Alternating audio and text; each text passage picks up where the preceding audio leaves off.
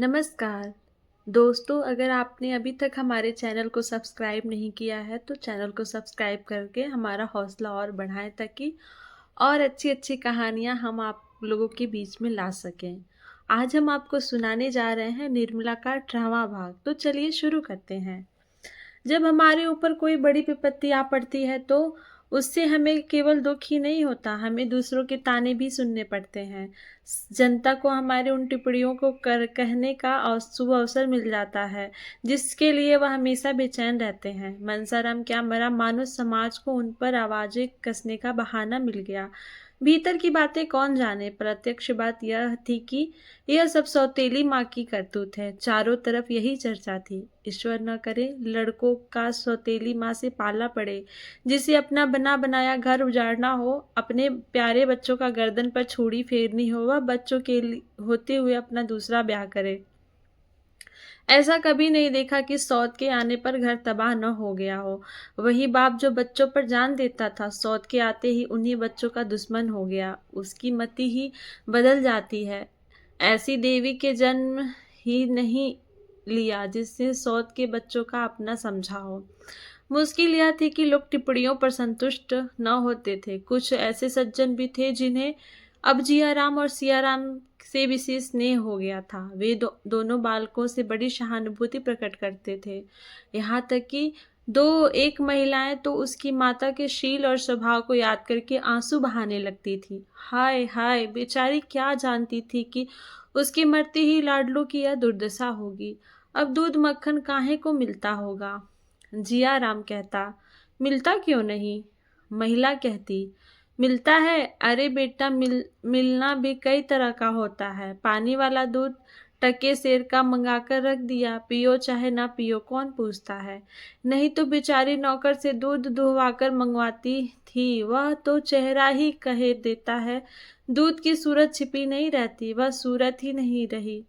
जिया को अपनी माँ के समय के दूध का स्वाद तो याद नहीं था जो इस अपेक्ष का उत्तर देता, और न उस समय की अपनी सूरत ही याद थी। चुप रह जाता। इन शुभाकांक्षाओं का अवसर भी बड़ा स्वाभाविक था। जियाराम को अपने घर वालों से चिढ़ होती जाती थी। मुंशी जी मकान नीलामी हो जाने के बाद दूसरे घर में उठ आए तो किराए की फिक्र हुई।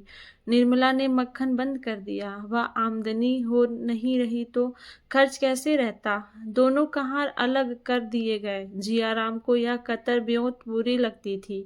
जब निर्मला मैके चली गई तो मुंशी जी ने दूध भी बंद कर दिया। नवजात कन्या की चिंता अभी से उनके सिर पर सवार हो गई थी। जियाराम ने बिगड़कर कहा, दूध बंद रहने से तो आपका महल बन रहा होगा, भोजन भी बंद कर दीजिए। मुंशी जी, दूध पीने का शौक है तो जाकर दूध क्यों नहीं लाते। पानी के पैसे तो मुझसे न दिए जाएंगे। जियाराम, मैं दूध दुहाने जाऊं, कोई स्कूल का लड़का देख लेता। मुंशी जी, तब कुछ नहीं, कह देना अपने लिए दूध लिए जाता हूँ। दूध लाना कोई चोरी नहीं। जियाराम, चोरी नहीं है, आप ही को कोई दूध लाते देख ले तो आपको शर्म नहीं आएगी। मुंशी जी, बिल्कुल नहीं, मैंने तो इन्हीं हाथों से पानी खींचा है, अनाज की गठरियां लाया हूँ। मेरे बाप लखपति नहीं थे। जियाराम, मेरे बाप तो गरीब नहीं, मैं क्यों दूध दुहाने जाऊं। आखिर आपने कहारों को क्यों जवाब दे दिया। मुंशी जी, क्या तुम्हें इतना भी नहीं सोचता कि मेरी आमदनी अब पहली सी नहीं रही। इतने नादान तो नहीं हो। जियाराम, आखिर आपकी आमदनी क्यों कम हो गई। मुंशी जी, जब तुम्हें अक्ल ही नहीं तो क्या समझाऊं। यहाँ जिंदगी से तंग आ गया हूँ, मुकदमे कौन ले और लेकर भी तैयार कौन करे। वह दिल ही नहीं रहा। अब तो जिंदगी के दिन पूरे कर रहा हूँ, सारे अरमान लल्लू के साथ चले गए। जियाराम, अपने ही हाथों ना। मुंशी जी ने चीख कर कहा, अरे हम यह ईश्वर की मर्जी थी, अपने हाथों कोई अपना गला काटता है। जियाराम, ईश्वर तो आपका विवाह करने न आया था। मुंशी जी अब जब्त न कर सके, लाल लाल आंखें निकाल कर बोले, क्या तुम आज लड़ने के लिए कमर बांध कर आए हो। आखिर किस बिरते पर। मेरी रोटियां तो नहीं चलाते। और जब इस काबिल हो जाना मुझे उपदेश देना, तब मैं सुन लूंगा। अभी मुझे उपदेश देने का अधिकार नहीं है। कुछ दिनों अदब और तमीज सीखो। तुम मेरे सलाहकार नहीं हो कि मैं जो काम करूं उसमें तुम्हें सलाह लूं? मेरी पैदा ही हुई दौलत है, उसे जैसे चाहूं खर्च कर सकता हूं। तुमको जबान खोलने का भी हक नहीं है। अगर फिर तुमसे मुझे बेअदबी की तो बुरा नतीजा होगा। जब मनसाराम ऐसा रत्न खोकर मेरे प्राण न निकले तो तुम्हारे बगैर मैं मर न जाऊंगा, समझ गए? यह कड़ी फटकार पाकर भी जियाराम वहां से न टला, निशंक भाव से बोला, तो आप क्या चाहते हैं कि हमें चाहे कितनी भी तकलीफ हो मुंह न खोलें? मुझसे तो यह न होगा। भाई साहब को अदब और तमीज का जो इनाम मिला उसकी मुझे भूख नहीं, मुझ में जहर खाकर प्राण देने की हिम्मत नहीं। ऐसे अदब को दूर से ही दंडवत करता हूँ।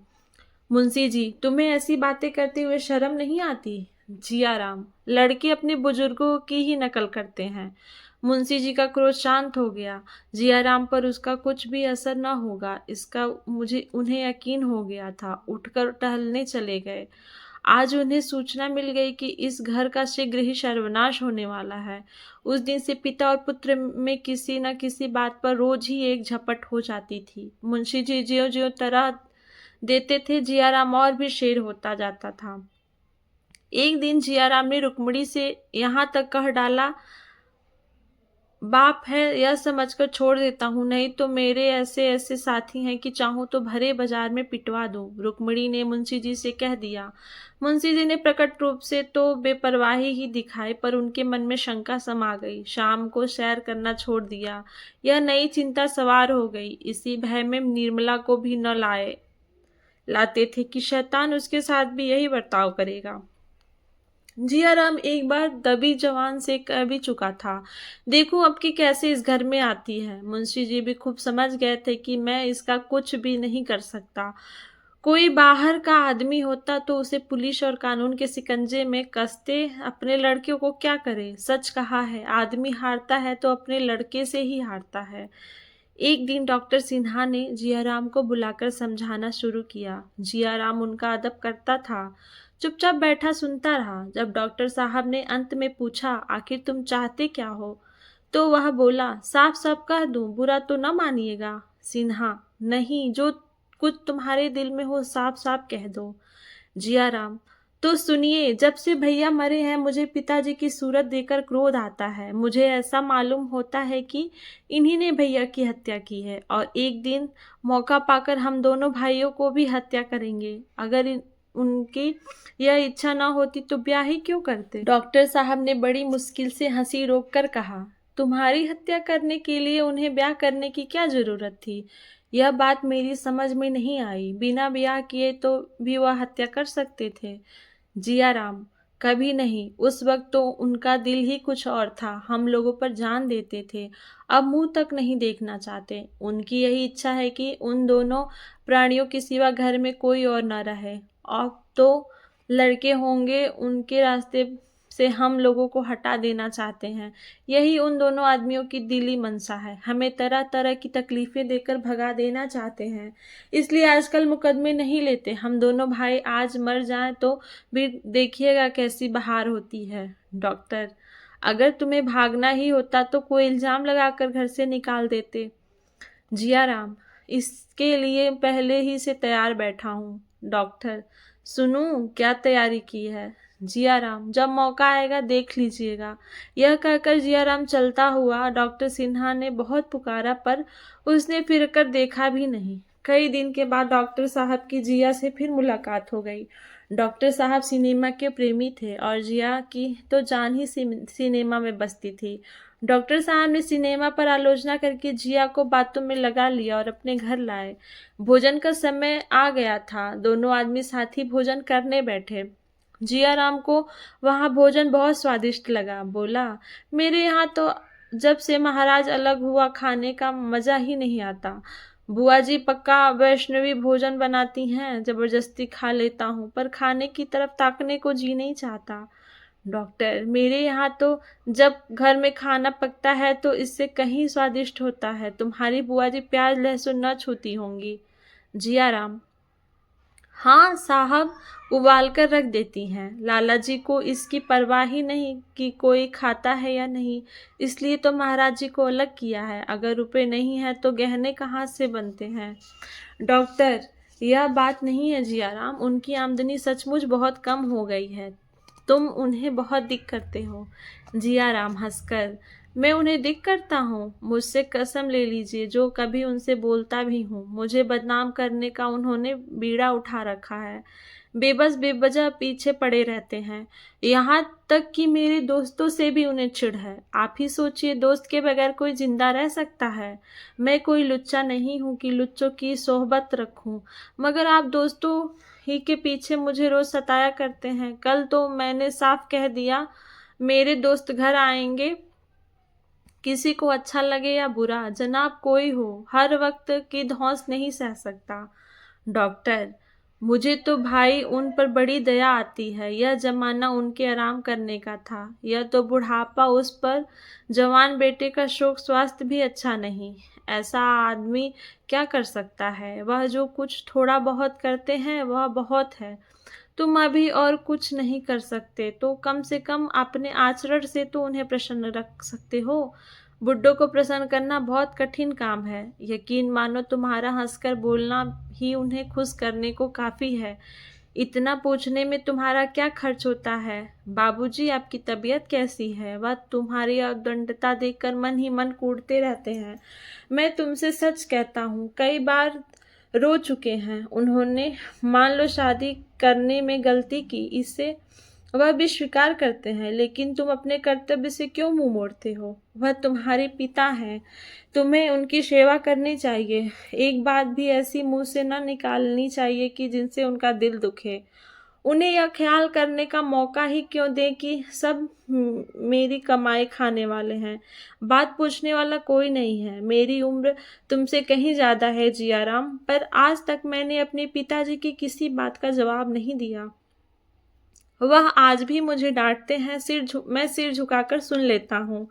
जानता हूँ वह जो कुछ कहते हैं मेरे भले के लिए ही कहते हैं। माता पिता से बढ़कर हमारी हितैषी और कौन हो सकता है? उससे ऋण से कौन मुक्त हो सकता है? जियाराम बैठा रोता रहा। अभी उसके सद्भाव का संपूर्णतः लोप न हुआ था। अपनी दुर्जनता उसे साफ नजर आ रही थी। इतनी गलानी उसे बहुत दिनों से न आई थी। रोकर डॉक्टर साहब से कहा, मैं बहुत लज्जित हूँ, दूसरों के बहकावे में आ गया। अब आप मेरी जरा भी शिकायत न सुनेंगे। आप पिताजी से मेरे अपराध क्षमा करा दीजिए। मैं सचमुच बड़ा अभागा हूँ, उन्हें मैंने बहुत सताया। उनसे कहिए मेरे अपराध क्षमा कर दें, नहीं मैं मुख में कालिख लगाकर कहीं निकल जाऊंगा, डूब मरूंगा। डॉक्टर साहब अपनी उपदेश कुशलता पर फूले न समाये, जियाराम को गले लगाकर विदा किया। जियाराम घर पहुंचा तो 11 बज गए थे। मुंशी जी भोजन करके अभी बाहर आए तो उसे देखते ही बोले, जानते हो कै बजे हैं? 12 का वक्त है। जियाराम ने बड़ी विनम्रता से कहा। डॉक्टर सिन्हा मिल गए, उनके साथ उनके घर चला गया। उन्होंने खाने के लिए जिद की, मजबूरन खाना पड़ा, इसी में देर हो गई। मुंशी जी डॉक्टर सिन्हा से दुखड़े रोने गए हो गया, कोई काम था? जियाराम की नम्रता का चौथा भाग उड़ गया। बोला, दुखड़े रोने की मेरी आदत नहीं है मुंशी जी, जरा भी नहीं। तुम्हारे मुंह में तो जबान ही नहीं। मुझसे तो लोग तुम्हारी बातें करते हैं, वह गढ़ा करते होंगे। जियाराम, और दिनों की मैं नहीं कहता, लेकिन आज डॉक्टर सिन्हा के यहाँ मैंने कोई ऐसी बात नहीं की जो इस वक्त आपके सामने न कर सकूं। मुंशी जी, बड़ी खुशी की बात है, बेहद खुशी हुई। आज से गुरु दीक्षा ले ली है क्या? जियाराम की नम्रता का एक चतुर्थाय और गायब हो गया। सिर उठाकर बोला, आदमी बिना गुरु दीक्षा लिए हुए भी अपनी बुराइयों पर लज्जित हो सकता है। अपना सुधार करने के लिए गुरु मंत्र कोई जरूरी चीज नहीं है। मुंशी जी, अब तो लुच्चे न जमा होंगे। जियाराम, आप किसी को लुच्चा क्यों कहते हैं, जब तक ऐसा कहने के लिए आपके पास कोई प्रमाण नहीं। मुंशी जी, तुम्हारे दोस्त सब लुच्चे लफंगे हैं, एक भी भला आदमी नहीं है। मैं तुमसे कई बार कह चुका हूँ उन्हें यहाँ मत जमा किया करो, पर तुमने सुना नहीं। आज मैं आखिरी बार कह देता हूँ कि अगर तुमने उन शोधों को जमा किया तो मुझे पुलिस की सहायता लेनी पड़ेगी। जियाराम की नम्रता का चतुर्थाय और गायब हो गया। फड़फड़ाकर बोला, अच्छी बात है, पुलिस की सहायता लीजिए, देखे क्या करती है। मेरे दोस्त में आधे से ज्यादा पुलिस के अफसरों के ही बैठे हैं। अब आप ही मेरा सुधार करने पर तुले हुए हैं, तो मैं व्यर्थ क्यों कष्ट उठाऊं। यह कहता हुआ जियाराम अपने कमरे में चला गया और एक क्षण के बाद हारमोनिया के मीठे स्वरों की आवाज बाहर आने लगी। सहिद्रता का जलाया हुआ दीपक निर्दय व्यंग के एक झोंके से बुझ गया। अड़ा हुआ घोड़ा चुमकारने से चोट मारने लगा था, पर हंटर पड़ते ही फिर अड़ गया और गाड़ी को पीछे ढकेलने लगा।